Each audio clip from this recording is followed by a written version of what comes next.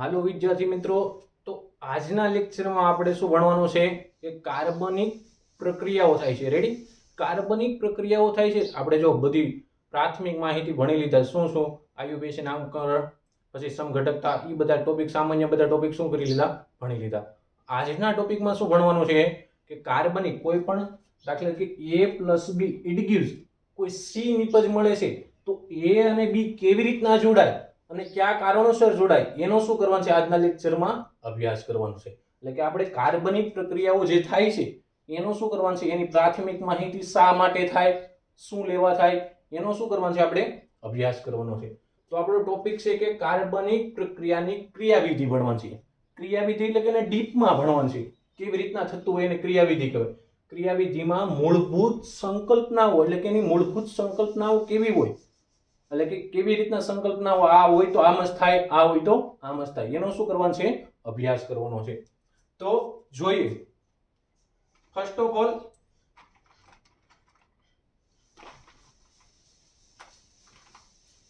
Ready? તો સૌપ્રથમ આપણે શું જોવાનું છે કે કાર્બનિક પ્રક્રિયાઓ જે થાય છે કે કાર્બનિક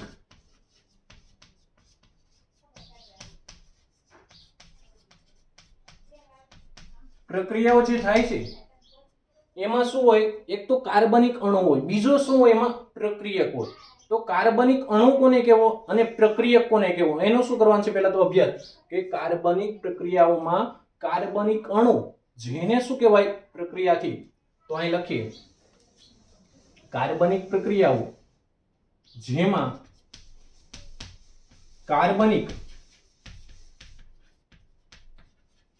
અણુ, જેમાં કાર્બનિક અણુ જેને શું કહેવાય, કાઉન્સમાં લખું, જેને પ્રક્રિયાથી કહેવાય. રેડી? કાર્બનિક પ્રક્રિયામાં પ્રક્રિયાઓ જેમાં કાર્બનિક અણુ અને હુમલો કરનાર પ્રક્રિયક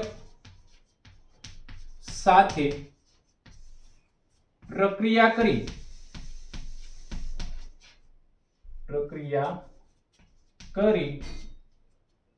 નિપજનું નિર્માણ થાય છે. તો પેલા જોઈએ કે આપણી પાસે કોઈ આ A પ્લસ B છે.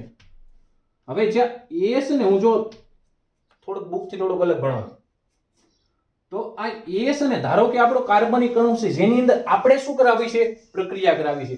હવે એ કાર્બનિક અણુ, આને શું કહું, કાર્બનિક અણુ. આ કાર્બનિક અણુ એની અંદર આપણે શું કરવી છે, કોઈ પ્રક્રિયા કરાવી છે. તો એની અંદર મેં કોઈ બીજો પ્રક્રિયક ઉમેર્યો. આ કાર્બનિક અણુ એને આપણે ટૂંકમાં શું કીધું છે, પ્રક્રિયાથી. એની બીજી રીતના કાર્બનિક અણુ નો કહેવાય, તેને શું કહેવાય, પ્રક્રિયાથી. કે આપણે આ કાર્બનિક અણુમાં શું કરાવી છે, કોઈ પ્રક્રિયા કરાવી છે. તો એની અંદર હું ઉમેરું છું, શું ઉમેરું છું, B ઉમેરું છું.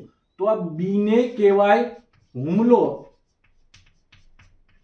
કરનાર. આને શું કહેવાય, હુમલો કરનાર પ્રક્રિયક. પ્રક્રિયાથી નહીં, એને શું કહેવાય, હુમલો કરનાર પ્રક્રિયક. તો A અને B શું થાય, એકબીજા સાથે પેલા તો જોડાશે. શું થાય, જોડાશે. એટલે કે હુમલો કરનાર પ્રક્રિયક આ A ઉપર શું કરશે, આમ હુમલો કરશે. જેવો હુમલો કરશે તો સૌપ્રથમ જેવો હુમલો, આ કઈક બંને પ્રક્રિયા છે, આ એરો શું બતાવે, કે પ્રક્રિયા થઈ, ઈ બતાવે. રેડી? તો જેવો હુમલો કરશે ને, તો અહીંયા તમને મળશે કઈક મધ્યવર્તી સંયોજન. શું મળશે તમને, કઈક અહીંયા તમને મળશે મધ્યવર્તી સંયોજન. જે મધ્યવર્તી સંયોજન અસ્થાયી હોય, અસ્થાયી હોય ને, તેથી એને શેમાં લખાય છે, કાઉન્સમાં લખાય. આ કેવું હોય, અસ્થાયી.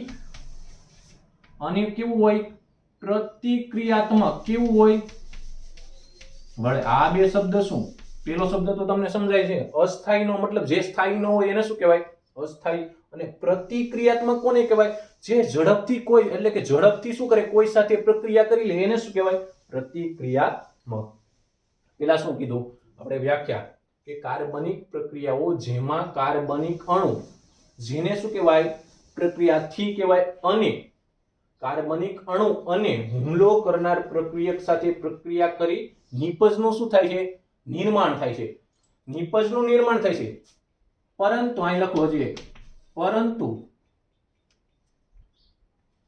પ્રક્રિયાની વચ્ચે એક અથવા એક કરતા વધારે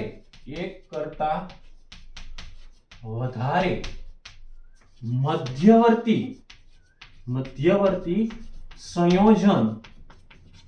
સંયોજન બને છે. શું કીધું મેં? કે કાર્બનિક પ્રક્રિયા દાખલા A + B it gives, હું આગળ એક પ્રક્રિયા લખી કે A અને B બંને પ્રક્રિયા કરે છે, એમાં પહેલા શું બને? મધ્યવર્તી કંઈક સંયોજન બને. એક એ હોઈ શકે, એક અથવા એક મધ્યવર્તી સંયોજન બને, અથવા તો એક કરતા વધારે શું બની શકે? મધ્યવર્તી સંયોજન. આ મધ્યવર્તી સંયોજન શું છે એનો અભ્યાસ આપણે ડિટેલમાં પછી કરશું, પરંતુ અત્યારે એમ સમજી લેવાનું કે A અને B એ બે પ્રક્રિયા કરી, એટલે કે કાર્બનિક અણુ અને હુમલો કરનાર પ્રક્રિયકે શું કરી? પ્રક્રિયા કરી. તો શું બન્યું? સૌપ્રથમ મધ્યવર્તી સંયોજન મળે. એ મધ્યવર્તી સંયોજન થોડાક સમય માટે જ બન્યું હોય. કેટલા સમય માટે? થોડોક સમય. એટલે કે આ બંનેની પ્રક્રિયા કરી તો 1 સેકન્ડ અથવા તો 2 સેકન્ડ માટે આ શું બન્યું હોય? મધ્યવર્તી સંયોજન. એ કેવું હોય? અસ્થાયી અને પ્રતિક્રિયાત્મક. આ અસ્થાયી અને પ્રતિક્રિયાત્મક હોય તો એ શું થાય? ડાયરેક્ટ નિપજમાં શું કરે? નિર્માણ થવાની કોશિશ કરે. એટલે કે ડાયરેક્ટ આ તરત જ શું કરશે? નિપજનું શું કરશે? નિર્માણ કરશે. અહીંયા નિપજ, ધારો કે આપણી પાસે નિપજ આવી સી, કોઈ નિપજ આવી, અથવા તો આપણને કોઈ ઉપનિપજો બનાવશે. શું બનાવશે? ઉપનિપજો. ધારો કે સી સિવાયની કોઈ છે તો આપણે ડી લખીએ, ડી પ્લસ ઈ. તો હવે સમજો, A પ્લસ બી, એને શું કીધું આપણે? કાર્બનિક અણુ. એ કાર્બનિક અણુને શું કહેવાય? પ્રક્રિયાથી, એટલે કે પ્રક્રિયાથી અને હુમલો કરનાર પ્રક્રિયકે શું કરી? પ્રક્રિયા કરી. અહીંયા શું કરી? એને પ્રક્રિયા કરી.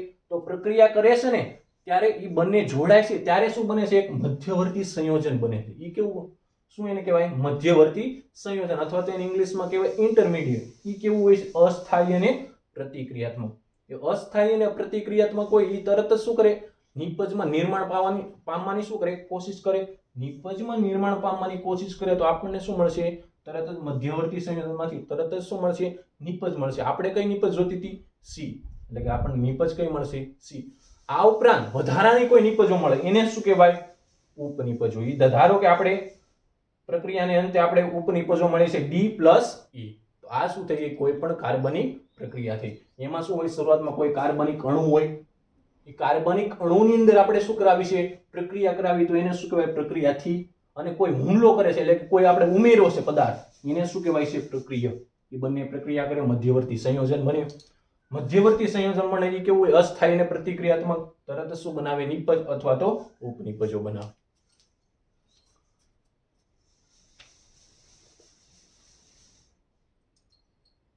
તો હવે બીજું સેન્ટેન્સ લખીએ.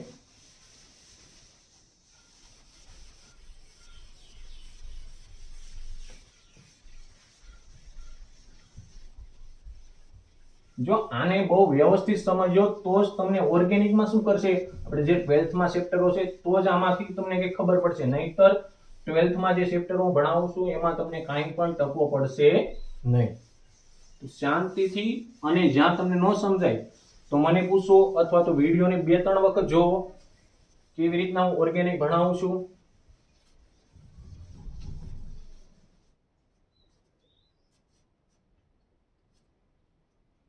તો જો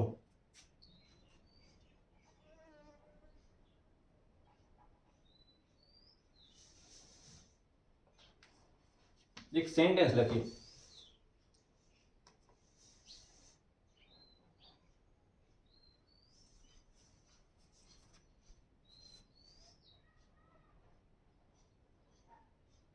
જો નવો બંધ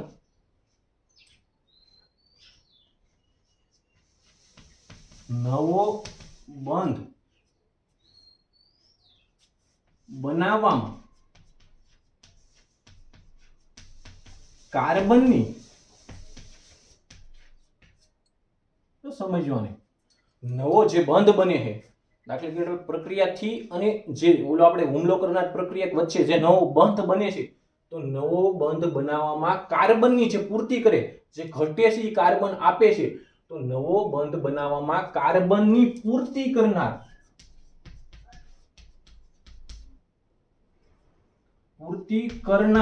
સ્પીસીસ એટલે કે વસ્તુ જે આપણે પ્રક્રિયાથી કીધું એને શું કહેવાય સ્પીસીસ કહી શકાય સ્પીસીસ એટલે કોઈ પણ વસ્તુ કહેવાય કે નવો બંધ બનાવવામાં કાર્બનની પૂર્તિ કરનાર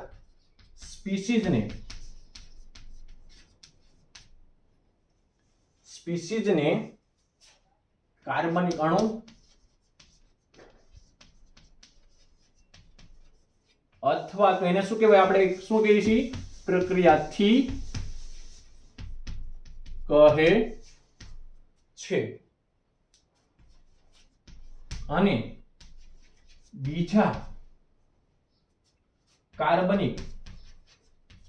બીજા કાર્બનિક અણુને પ્રક્રિયક કહે છે શું કીધું એને તો સમજો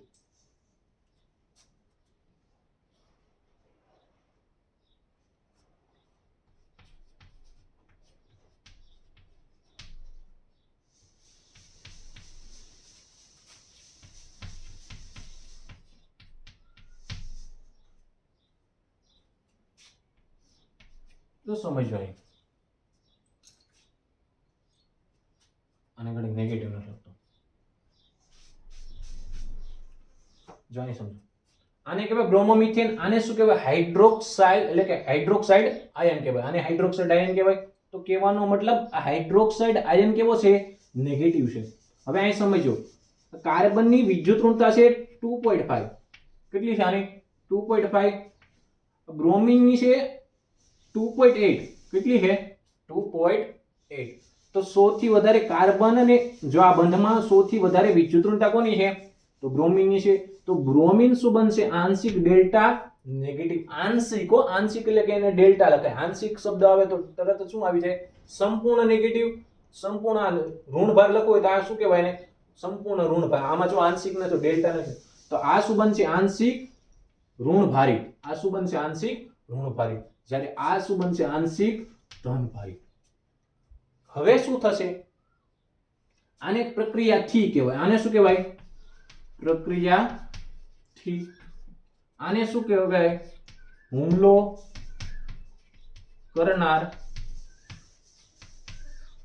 પ્રક્રિયક કહેવાય હવે સમજો હવે આ OH એટલે કે હુમલો કરનાર પ્રક્રિયક હવે ટૂંકમાં એને પ્રક્રિયક કે આ પ્રક્રિયાથી ઉપર હુમલો કરશે એટલે કે આ કાર્બન ઉપર આ નેગેટિવ છે એ કોના ઉપર હુમલો કરે પોઝિટિવ ઉપર કરે કે આ પ્રક્રિયાથી ઉપર શું કરશે હુમલો કરશે જેવો પ્રક્રિયાથી ઉપર હુમલો કરશે ને તો આ પ્રક્રિયાથી શું કરશે આ શું કરશે નવો બંધ બનાવવામાં શું કરશે ભાગીદારી એટલે પૂર્તિ કરશે નવો બંધ બને છે નવો બંધ બનાવવામાં કાર્બનની શું કરે એમાં કાર્બન એમાં જોડાશે કાર્બન શું કરે પૂર્તિ કરે તો આને શું કહેવાય પ્રક્રિયાથી કહેવાય અને આને શું કહેવાય પ્રક્રિયક કહેવાય એટલે કે આમ થશે આ OH- એનો ઋણભાર કોના ઉપર હુમલો કરે આ કાર્બન ઉપર હુમલો કરે જેવો આ કાર્બન ઉપર હુમલો કરે તો આ બ્રોમિન શું કરશે બંધના બંને ઇલેક્ટ્રોન જો આ એરાની વિચારે મગજમારી નહીં કરતા કેવી રીતના એરાની આપણે વાત કરશું આ જ લેક્ચરમાં પરંતુ ઘડી પછી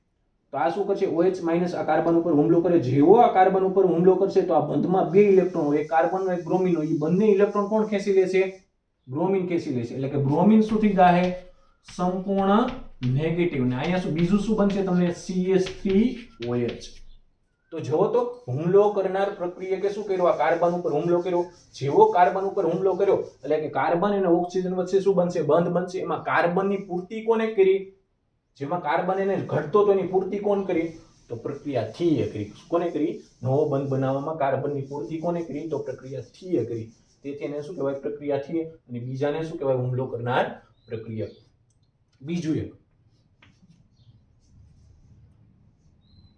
ઘણી વખત એટલે કે ઘણી વાર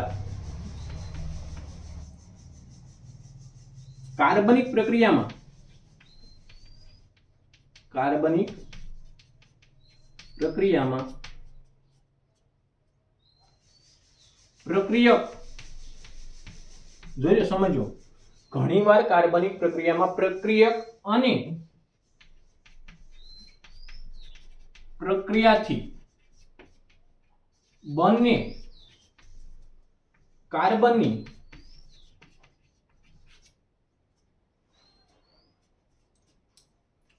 ઘણીવાર કાર્બનિક પ્રક્રિયામાં પ્રક્રિયક અને પ્રક્રિયાથી બંને કાર્બનની શું કરતા હોય પૂર્તિ કરતા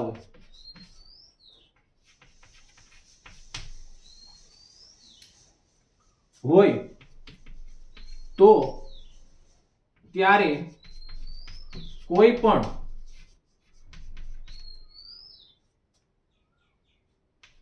એકને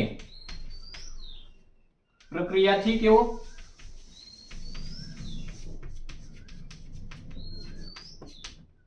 કેવો શું કીધું કે ઘણીવાર કાર્બનિક પ્રક્રિયામાં પ્રક્રિયક આપણને ખબર નથી જો આમ છે કોઈ a + b આમ છે ઇટ gives c બને છે તો આમાં a અને b આપણને કોઈ ખબર નથી આમાં કયો પ્રક્રિયક છે કયો પ્રક્રિયાથી છે બંને શું કરે છે કાર્બનની પૂર્તિ કરે છે તો જે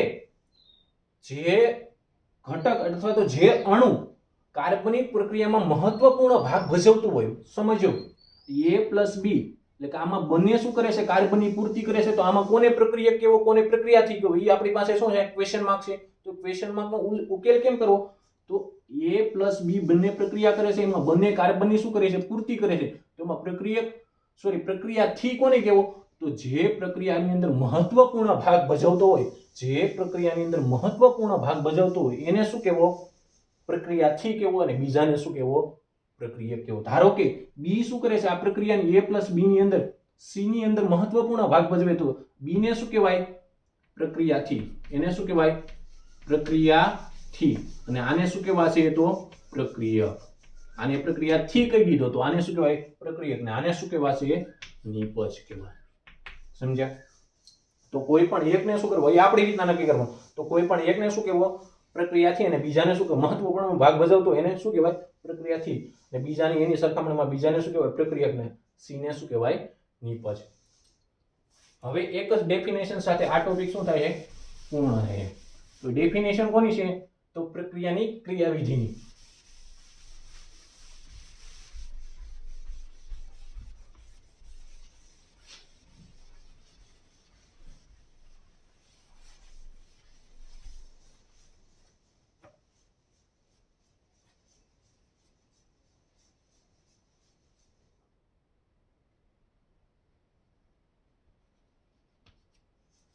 તો એક બીજી એના સિવાયની એક ડેફિનેશન કે આવી પ્રક્રિયામાં બંધ તૂટે બંધ જોડાતા હોય તો આવી પ્રક્રિયામાં સમજો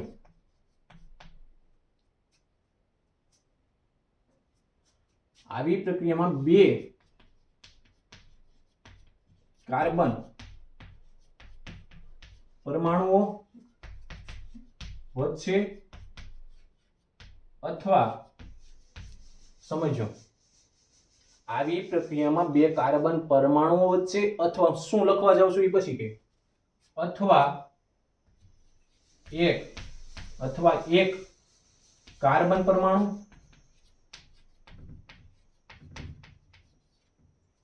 અને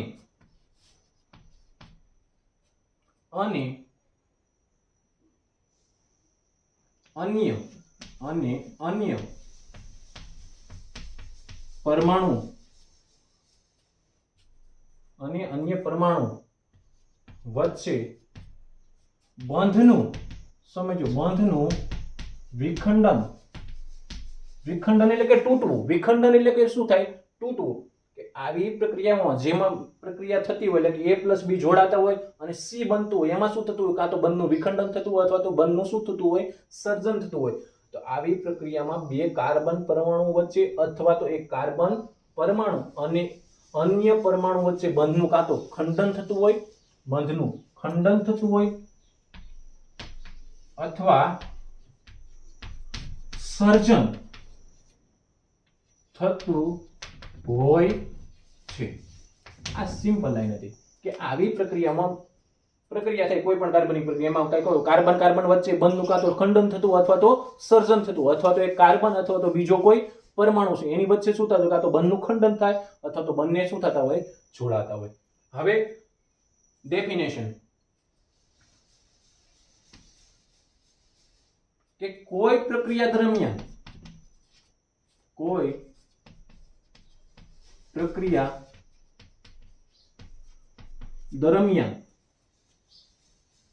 થતા ફેરફાર જેવા કે બંધનું વિખંડન, બંધનું સર્જન,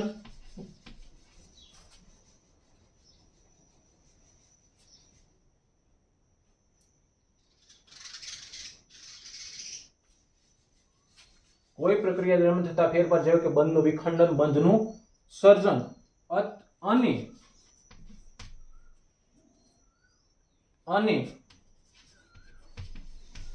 ઇલેક્ટ્રોનનું સંચલન એટલે કે ફેરફાર, ઇલેક્ટ્રોનનું સંચલન એટલે કે એક જગ્યાએથી બીજી જગ્યાએ શું થતો હોય જતો હોય। આ દરમિયાન કે કોઈ પ્રક્રિયા દરમિયાન થતા ફેરફાર જેવા કે બંધનું વિખંડન એટલે કે તૂટવું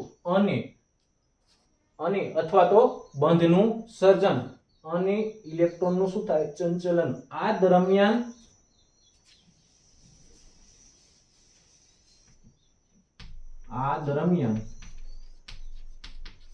શક્તિમાં અથવા તો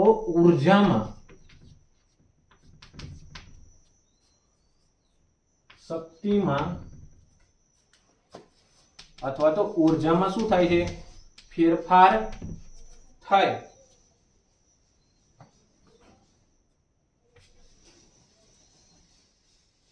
તો આ દરમિયાન પ્રક્રિયામાંથી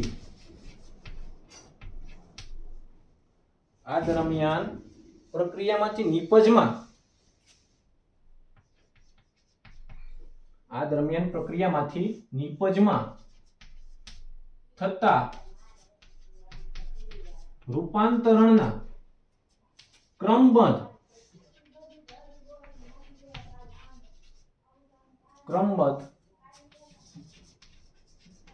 અભ્યાસને શું કહેવાય છે પ્રક્રિયાની ક્રિયાવિધિ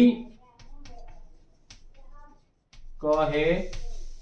શું કીધું એને સમજો કે કોઈ પ્રક્રિયા છે એમાંથી શું થાય છે નિપજ બને છે, તો નિપજ દરમિયાન શું થતું હોય તો કોઈ પ્રક્રિયા દરમિયાન થતા ફેરફાર જેવા કે બંધનું કાં તો ખંડન થતું હોય, બંધનું સર્જન થતું હોય અથવા તો ઇલેક્ટ્રોનનો શું થતું હોય ફેરફાર થતો હોય અથવા તો સંચલન થતું હોય। આ દરમિયાન શક્તિમાં શું થાય ફેરફાર થાય અથવા તો શક્તિ એટલે કે ઉર્જામાં શું થતા હોય ફેરફાર થાય।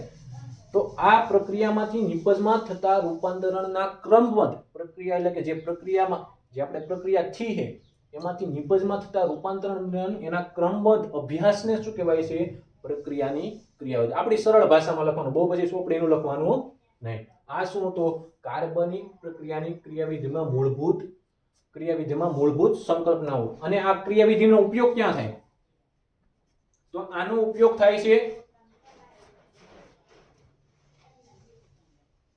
કોઈ પણ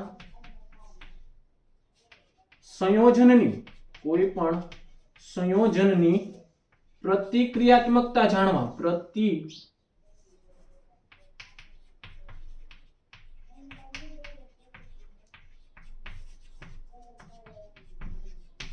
અને બીજો ઉપયોગ ક્યાં થાય છે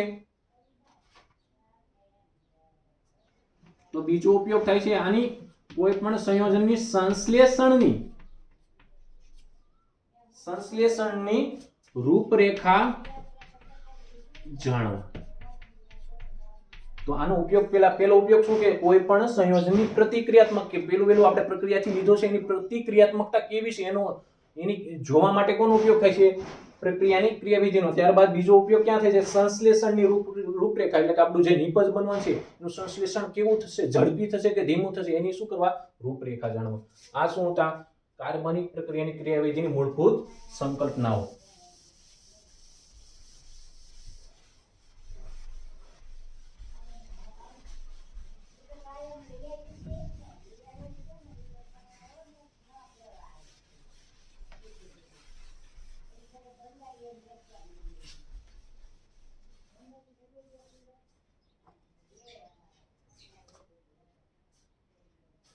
હેડિંગ બીજું, સહસંયોજક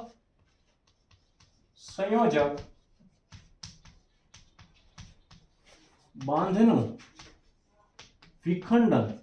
વિખંડન મીન્સ તોડવો છે. સહસંયોજક બંધને શું કરવા છે? તોડવો છે. તો આપણી પાસે હેડિંગ છે સહસંયોજક બંધનું શું કરવાનું છે? આપણે વિખંડન કરવાનું છે. તો વિખંડન બે પ્રકારે થાય. કયા કયા બે પ્રકાર? તો સહસંયોજક બંધનું વિખંડન બે પ્રકાર. એમાં પહેલો પ્રકાર છે સમવિભાજન. બાયોલોજીમાં ભણ્યા છે સમવિભાજન. સમ એટલે કે સરખું અને વિભાજન એટલે કે એના શું કરવા? સરખા ટુકડા કરવા. કોના? બંધના. તો એને શું કહેવાય? સમવિભાજન. બીજું છે વિષમ વિભાજન.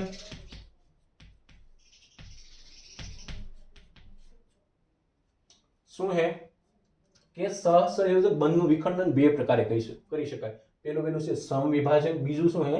વિષમ વિભાજન. એમાં પહેલું આપણે છે સમવિભાજન. એનું શું કરવાનું છે? અભ્યાસ કરવાનો છે. તો પહેલું હેડિંગ લગાવો સમ વિભાજન. શું હે? સમ વિભાજન. તો સમ વિભાજનમાં આપણે લખીએ કે સમ વિભાજન કોને કહેવાય? તો અહીં લખીએ સમ વિભાજનમાં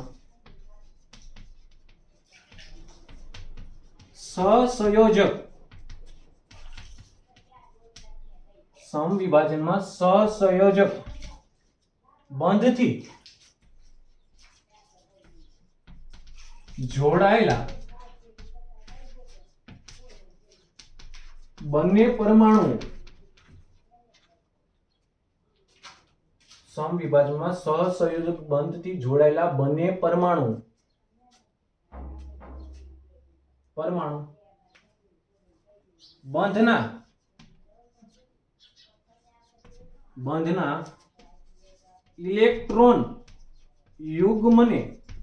બંધના ઇલેક્ટ્રોન યુગ્મને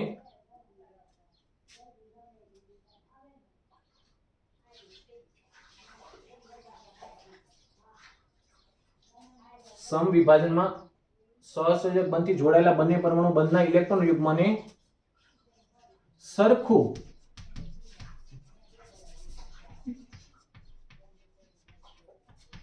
વિભાજન કરીને એક ઇલેક્ટ્રોન મેળવે છે. યુગ્મને એક ઇલેક્ટ્રોન મેળવે છે. શું કીધું ડેફિનેશન? કે સમવિભાજનમાં સહસંયોજક બંધથી જોડાયેલા બંને પરમાણુ બંધના ઇલેક્ટ્રોન યુગ્મને, જો અહીં શું લખ્યું છે પહેલા તો ઇલેક્ટ્રોન યુગ્મને સરખું વિભાજન કરીને એટલે કે એક પરમાણુ એક ઇલેક્ટ્રોન ને મેળવશે, બીજો પરમાણુ એક ઇલેક્ટ્રોન ને મેળવશે, એટલે કે બે ઇલેક્ટ્રોન. ટોટલ કેટલા ઇલેક્ટ્રોન છે? બે. અને એને શું કહેવાય? ઇલેક્ટ્રોન યુગ્મ. કે ઇલેક્ટ્રોન યુગ્મને સરખું વિભાજન કરીને એક ઇલેક્ટ્રોન શું કરશે? મેળવે છે. જો જોઈએ ધારો કે A અને B જોડાયેલા છે. સમજો આ A અને B સહસંયોજક બંધથી શું છે? જોડાયેલા છે.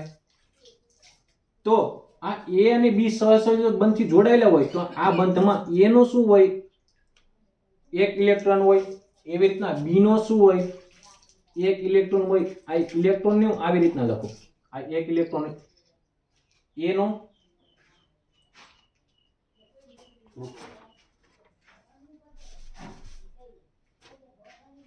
આ A B સહસંયોજક બંધથી જોડાયેલા આ એક ઇલેક્ટ્રોન A નો આ બીજો ઇલેક્ટ્રોન B નો આ શું હે એક ઇલેક્ટ્રોન A નો એક ઇલેક્ટ્રોન B નો બંને શું એક એક ઇલેક્ટ્રોન ની ભાગીદારીથી શું કરે છે જોડાયેલા છે હવે આમ સમ વિભાજન કરવાનું છે આમાં શું કરવાનું છે સમ વિભાજન સરખું વિભાજન એટલે કે સરખે સરખાનું શું કરવાનું એક ઇલેક્ટ્રોન આને દેવાનો એક ઇલેક્ટ્રોન A ને દેવાનો એક ઇલેક્ટ્રોન A ને એક ઇલેક્ટ્રોન કોને દેવાનો B ને દેવાનો તો એક ઇલેક્ટ્રોન ને બતાવવા માટે જે એરો વપરાય એને કહેવાય ફિશ હુક એરો તો આમાં શું થશે જોજો અહીં તો એક ઇલેક્ટ્રોન અહીંયા આવે આને ફિશ હુક એક ઇલેક્ટ્રોન માટેનો આ એરો આવે ફિશ હુક એરો આ એક ઇલેક્ટ્રોન B નો ક્યાં આવશે B ઉપર આ એક ઇલેક્ટ્રોન A નો ક્યાં આવશે A ઉપર તો અહીંયા શું બનશે તમને આના ઉપર ડોટ નો મતલબ શું થાય એક ઇલેક્ટ્રોન A ઉપર શું આવ્યો ડોટ આવ્યો ડોટ એટલે કે એક ઇલેક્ટ્રોન આવ્યો પ્લસ B ઉપર શું આવશે એક ડોટ આવશે તો આને કહેવાય A મુક્ત મૂલક મુક્ત એક ઇલેક્ટ્રોન ને શું કહેવાય મુક્ત મૂલક તો A ને શું કહેવાય આ A ડોટ ને શું કહેવાય ડોટ નો મતલબ A ઉપર એક ઇલેક્ટ્રોન ને શું કહેવાય A મુક્ત મૂલક અને આને શું કહેવાય B મુક્ત મૂલક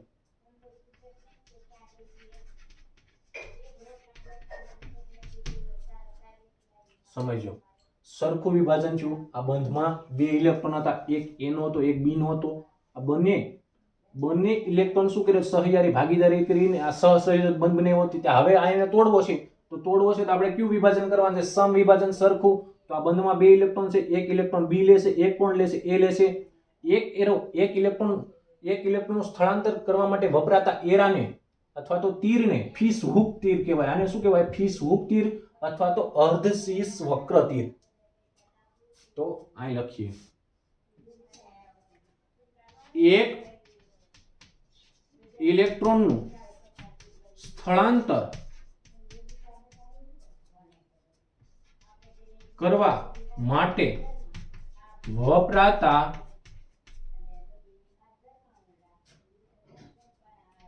તીરને અર્ધશીર્ષ વક્ર તીર અથવા તો કૌંસમાં કહેવાય માછલી તીર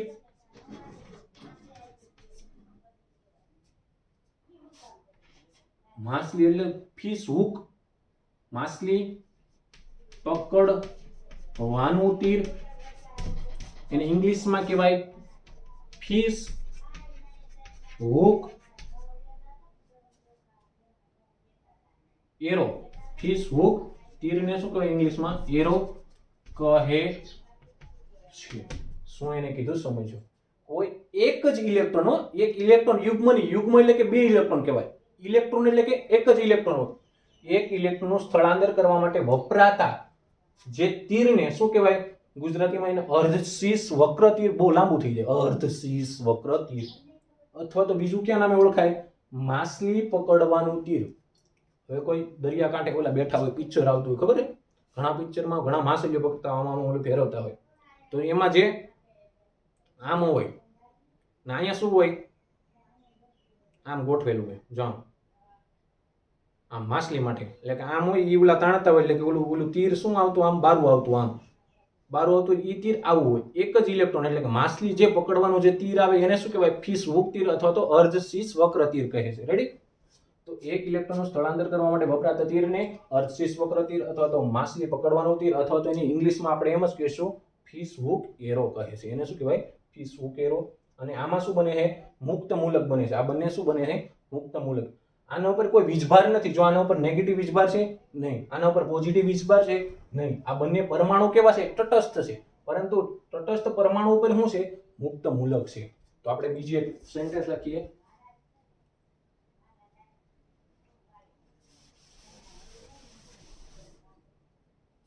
અહીંયા તમે શું આપી શકો તો અહીંયા કઈક ગરમી અથવા તો સૂર્યપ્રકાશની હાજરીમાં પ્રક્રિયા થોડી ગરમી આપો ત્યાં બંધ તૂટી જાય અથવા તો સનલાઇટ રેડી કંઈક મોટા radiation UV radiation IR radiation એ બધા રેડિયેશન એચ ન્યુ એટલે કે રેડિયેશન આપી શકો ગરમી આપી શકો અથવા તો તમે શું આપી શકો રેડિયેશન આપી શકો ત્યારે શું કરે સહસંયોજક બંધ સરળતાથી તૂટી જાય.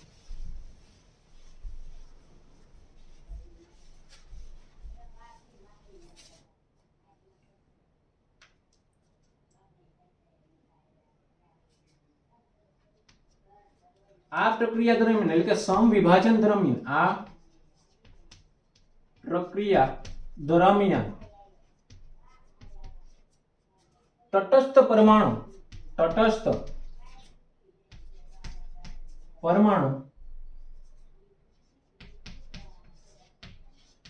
ઉત્પન્ન થાય છે અને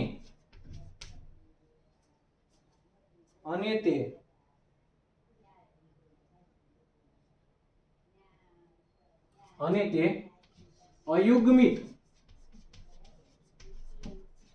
ઇલેક્ટ્રોન અને તે શું ધરાવે છે જે તટસ્થ પરમાણુ નિપજના અંતે ઉત્પન્ન આ પ્રક્રિયા દરમિયાન તટસ્થ પરમાણુ શું થાય આપણે ઉત્પન્ન થયો અને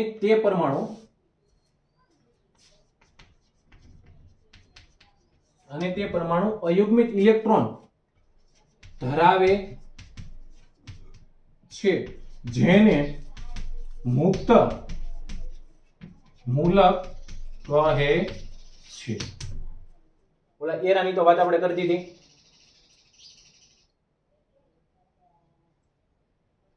અને બીજું સેન્ટેન્સ આ મુક્ત મૂલક કાર્બ આવશે કાર્બેનાયન ની જેમ અસ્થાયી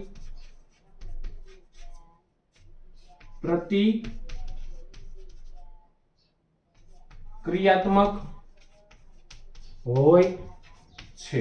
શું એને કીધું કે પ્રક્રિયા દરમિયાન તટસ્થ પરમાણુ શું થાય ઉત્પન્ન થાય અને જે પરમાણુ અને તે પરમાણુ અયુગ્મિત ઇલેક્ટ્રોન ધરાવે છે એ અયુગ્મિત ઇલેક્ટ્રોનને શું કહેવાય છે મુક્ત મૂલક કહેવાય છે. અને આ મુક્ત મૂલક કાર્બેનાઇન. હવે કાર્બેનાઇન શું છે એ પછી આના પછી જોશું કે કાર્બેનાઇન ની જેમ અસ્થાયી એટલે કે સ્થાયી હોય નહીં અને કેવું હોય છે પ્રતિક્રિયાત્મક હોય છે. હવે એક પ્રક્રિયા લખીએ. અહીંયા R સાથે X જોડાયેલો છે.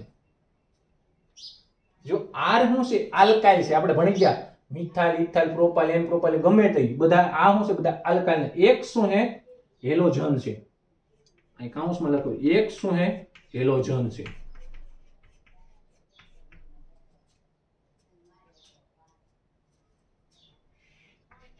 એને શું કરવાનું છે તમારે ગરમી આપવાની છે અથવા તો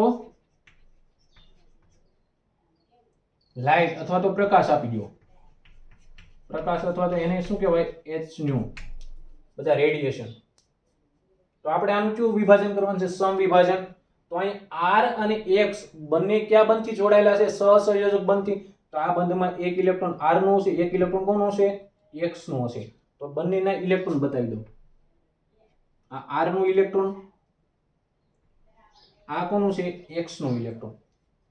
હવે આમાં સમવિભાજન કરો તો એક ઇલેક્ટ્રોન કોણ મેળવી લેશે X મેળવી લેશે. એક ઇલેક્ટ્રોન કોણ મેળવી લેશે R મેળવી. તો અહીંયા બનશે શું અહીં તમને અહીંયા R મુક્ત મૂલક અથવા તો એને કહેવાય R ને શું આપણે કહેતા હતા આલ્કાઇલ. તો અહીં આલ્કાઇલ મુક્ત મૂલક બનશે. આ શું બની ગયું આલ્કાઇલ મુક્ત મૂલક પ્લસ બીજું શું મળશે હેલોજન મુક્ત મૂલક.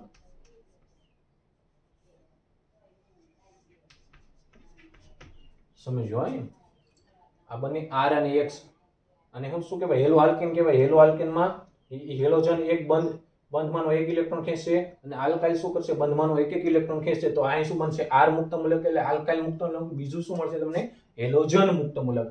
હવે R મુક્ત મૂલક મેળવો એટલે કે આલ્કાઇલ મુક્ત મૂલક મેળવો ને એના ઘણા બધા હોય. જો એ ઘણા બધા પ્રકારના હોય.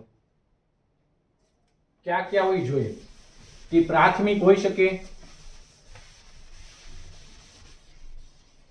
દ્વિતીયક હોઈ શકે, તૃતીયક હોઈ શકે. એમ શું ત્રણ પ્રકારે હોઈ શકે. શું મુક્ત મૂલક તો અહીં લખીએ આલ્કાઇલ મુક્ત મૂલક.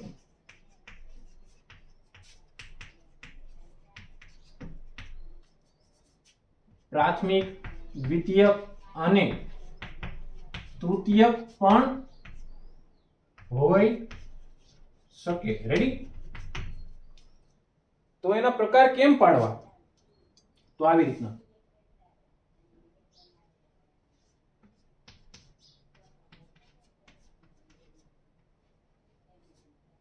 સમજો. અહીં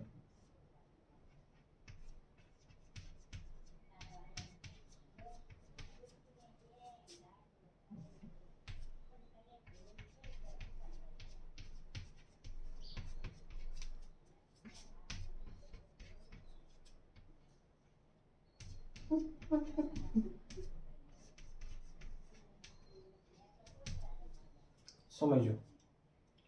આ કાર્બન એની સાથે કેટલા મિથાઇલ જોડાયેલા છે? 3. તો આમ કહેવાને આવી રીતના CH3 આના ઉપર ડોટ, પછી આ CH3 CH2 આના ઉપર ડોટ, પછી CH3 ટ્વાઇસ CH આના ઉપર ડોટ, પછી CH3 ટ્વાઇસ અને આ કાર્બન ઉપર ડોટ. આમ છે. આ એકનો એક જ છે.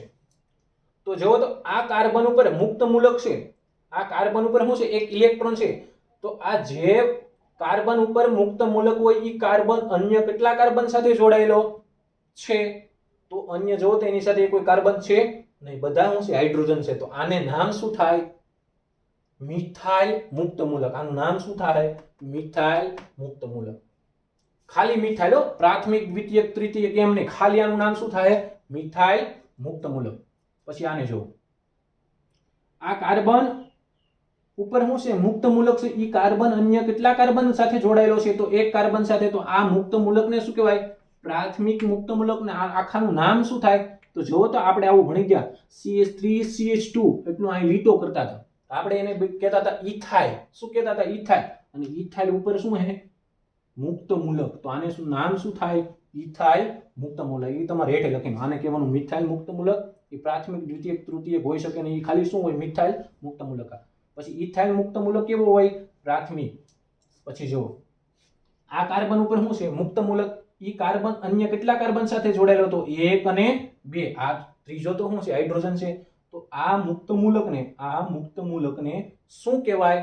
તો આ મુક્ત મૂલકને કહેવાય દ્વિતીયક મુક્ત મૂલક. અને આનું નામ શું થાય? આઈસો. આવી ગોઠવણી આપણે ભણી દેતા. અહીંયા આ કાર્બન ઉપર 2 CH3 હોય ને એક હાઇડ્રોજન હોય. આ લીટો બતાવતો હતો. આ ગોઠવણીને કહેતા આઇસોપ્રોપાઇલ મુક્ત મૂલક. પછી જો આ કાર્બન ઉપર મુક્ત મૂલક છે ને ઈ કાર્બન અન્ય કેટલા કાર્બન સાથે જોડાયેલો છે? તો 3 કાર્બન સાથે. તો આને કહેવાય તૃતીયક મુક્ત મૂલક. ને આનું નામ શું થાય? આનું નામ થાય તૃતીયક બ્યુટાઇલ મુક્ત મૂલક. હવે આની સ્થાયિકતા જોવાની છે. તો સ્થાયિકતામાં કયો મુક્ત મૂલક વધારે સ્થાયી? મિથાઇલ મુક્ત મૂલક વધારે સ્થાયી. એના કરતા એમ મિથાઇલ મુક્ત મૂલક વધારે સ્થાયી છે, પ્રાથમિક વધારે સ્થાયી છે, દ્વિતીયક વધારે સ્થાયી છે કે તૃતીયક વધારે સ્થાયી? તો એનો સ્થાયિકતાનો ક્રમ કોણ નક્કી કરશે? તો 2 અસર છે. એ આપણે આના પછીના લેક્ચરમાં, એટલે કે આના પછીના લેક્ચરોમાં ભણવાની છે. સંસ્પર્ણ અસર, અતિપર સંયુગ્મન અને પ્રેરક અસર. એમાંની 2 અસર અહીંયા લાગે છે. કઈ કઈ? તો મુક્ત મૂલક સાથે જોડાયેલા આલ્કાઇલને, જો મુક્ત મૂલક સાથે જોડાયેલો આલ્કાઇલ, અહીંયા મુક્ત મૂલક સાથે જોડાયેલો આલ્કાઇલ છે ને બધા શું છે? હાઇડ્રોજન છે. મુક્ત મૂલક સાથે જોડાયેલા આલ્કાઇલને, મુક્ત મૂલક સાથે જોડાયેલા આલ્કાઇલને 2 અસર હોય. કઈ કઈ? એક તો પ્રેરક અસર હોય, એટલે કે આય અસર. પ્રેરક અસરને આય વડે ઇંગ્લિશમાં ઇન્ડક્ટિવ ઇફેક્ટ કહેવાય. એક તો પ્રેરક અસર હોય અને બીજી હોય છે હાઇપર અથવા તો એને ગુજરાતીમાં હાઇપર કોન્જુગેશન અને ગુજરાતીમાં કહેવાય અતિપર સંયુગ્મન. કે મુક્ત મૂલક સાથે જોડાયેલા આલ્કાઇલને 2 અસર હોય. એક તો પ્રેરક અસર અને બીજી કઈ અસર હોય? અતિપર સંયુગ્મન. તેના કારણે એટલે કે આ શું કરશે? આલ્કાઇલ શું કરશે? આ મુક્ત મૂલકને ઇલેક્ટ્રોન યુગ્મ શું કરશે? દાન કરશે.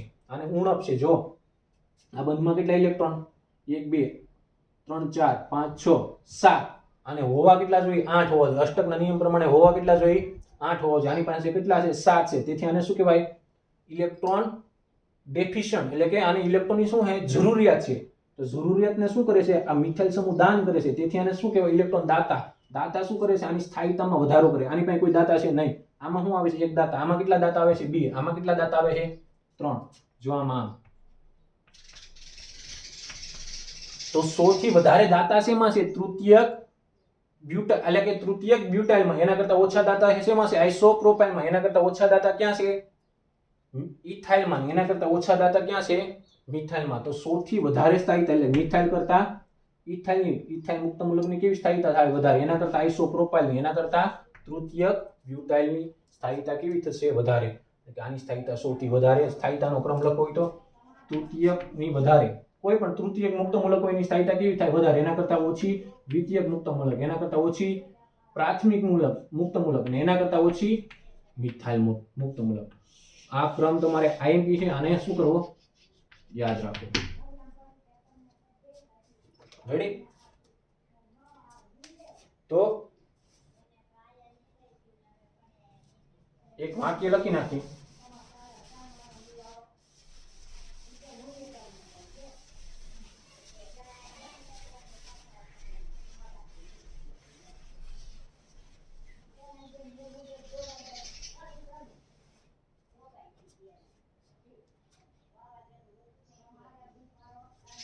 સમ વિભાજનમાં એક વાક્ય લખી નાખે.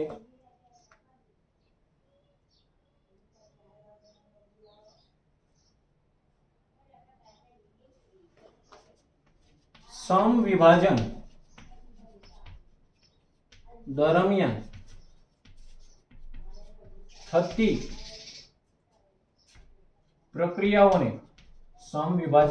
થતી પ્રક્રિયાઓને મુક્ત મૂલક અને મુક્ત મૂલક અથવા તો અને રહેવું જોઈએ અથવા સમધ્રુવ્ય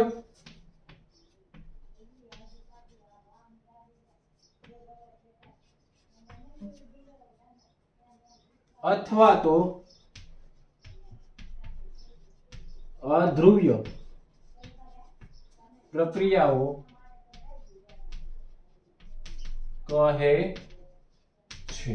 શું કીધું એને કે સમ વિભાજન બે સરખું વિભાજન થાય એ પ્રક્રિયાઓને કેવી પ્રક્રિયાઓ કહેવાય છે. કાં તો મુક્ત મૂલક પ્રક્રિયાઓ કહેવાય અથવા તો સમધ્રુવ્ય એટલે કે સરખું વિભાજન થાય તો એને સમધ્રુવ્ય પ્રક્રિયાઓ કહેવાય અથવા તો અધ્રુવ્ય પ્રક્રિયાઓ કહે છે. આ સાથે સમ વિભાજન શું થાય છે અહીંયા કમ્પ્લીટ થાય છે. વિષમ વિભાજન આવે આવતા લેક્ચરમાં લેશું. રેડી? Thank you.